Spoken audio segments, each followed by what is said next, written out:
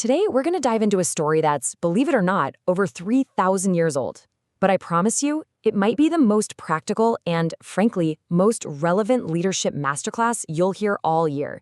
We're talking about a classic case study in burnout, delegation, and organizational structure that comes to us straight from the book of Exodus. So, let me ask you this. What's the oldest piece of management advice ever recorded? I mean, you'd probably guess it comes from some modern business guru, right? Or maybe a famous military general. But the real answer is found, of all places, in the middle of a desert during a surprise family reunion that completely changed how an entire nation was run. So, let's get into it. All right, so our story kicks off in the wilderness. Moses has just pulled off this incredible feat, leading the Israelites out of Egypt, and now they're all camped out at the base of what the text calls the Mount of God.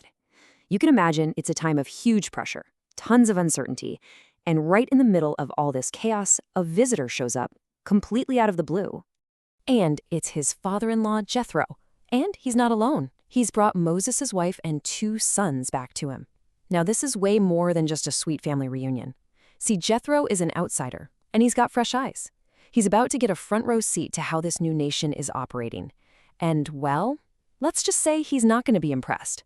So after a day of celebrating and catching up, the reality of Moses' day job becomes painfully obvious.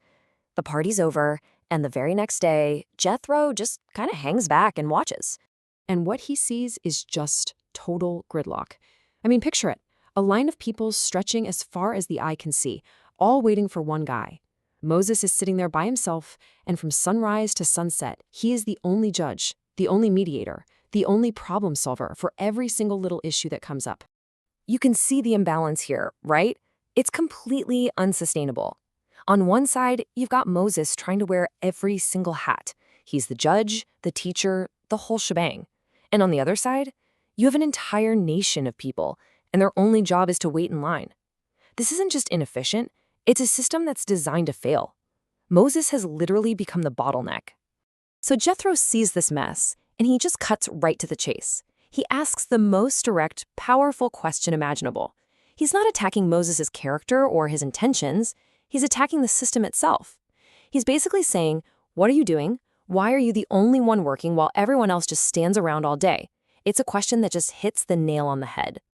And this is the moment where Jethro stops being just a concerned father-in-law and turns into, well, what you could call the world's very first management consultant.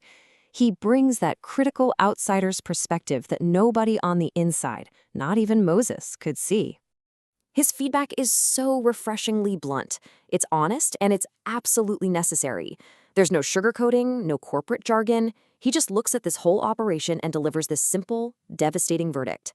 The thing that thou doest is not good. And then he lays out a really dire prediction. He tells Moses, look, if you keep this up, you are going to burn out. You're just going to wear away. And he says it's not just you, it's the people too. The leader is going to collapse from exhaustion, and the people are going to get fed up and frustrated. The burden, he says, is just way too heavy for one person to carry. And this is where it gets really real for us, doesn't it? Have you ever seen this in your own life? That manager who has to sign off on every tiny decision? Or the team leader who's the single point of failure for every project? It's an ancient problem, but man, it is still everywhere today. But here's the brilliant part. Jethro doesn't just complain about the problem, he comes with a solution. And it's not just a quick fix, it's a complete, scalable blueprint for restructuring the entire organization from the ground up.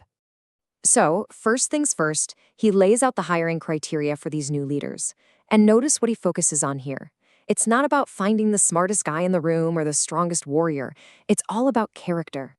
He tells Moses to find able men for sure, but specifically men who are trustworthy, truthful, and who hate corruption.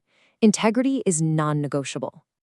Next, he hands him the org chart. It's a clear, hierarchical system that makes perfect sense. You create layers of authority, rulers of thousands who oversee rulers of hundreds, who oversee rulers of 50s, all the way down to rulers of 10s. It's a structure that can actually scale as the community grows, and it ensures everyone has someone they can turn to.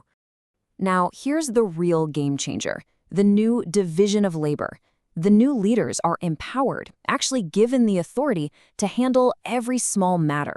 This pushes the decision-making down to the lowest, most local level possible. And what does this do for Moses? It frees him up to stop micromanaging and start actually leading.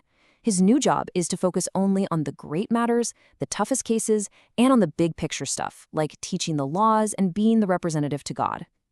And this is the payoff, the ultimate goal of the whole plan.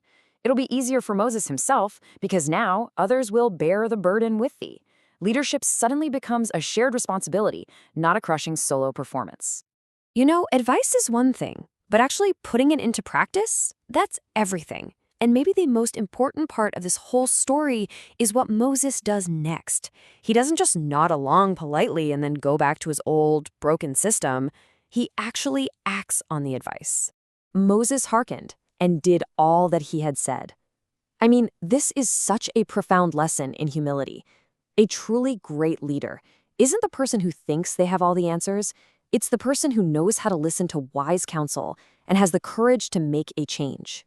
And the result? It worked. It worked perfectly.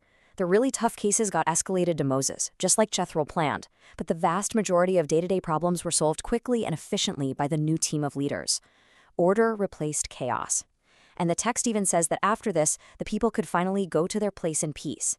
An effective system creates peace for everyone involved.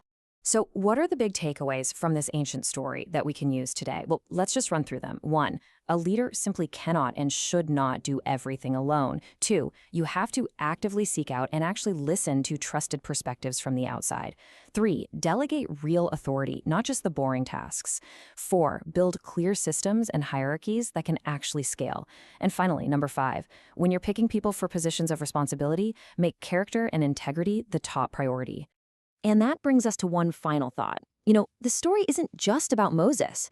It's really about all of us. It kind of forces us to look in the mirror and ask, where am I the bottleneck in my own life, at my job, in my family?